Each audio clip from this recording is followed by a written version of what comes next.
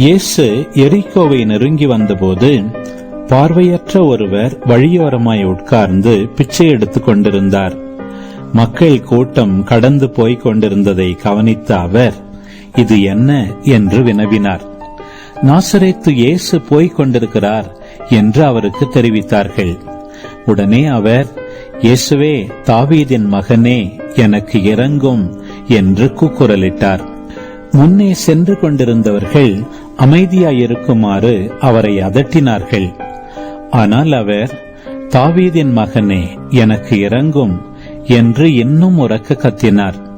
இயேசு நின்று அவரை தம்மிடம் கூட்டிக் கொண்டு வரும்படி ஆணையிட்டார். அவர் நெருங்கி வந்ததும், நான் உமக்கு என்ன செய்ய வேண்டும் என விரும்புகிறீர் என்று இயேசு கேட்டார். அதற்கு அவர், ஆண்டவரே, நான் மீண்டும் பார்வை பெற வேண்டும் என்றார்.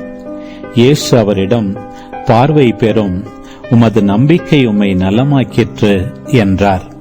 அவர் உடனே பார்வை பெற்று கடவுளை போற்றி புகழ்ந்து கொண்டே இயேசுவை பின்பற்றினார்.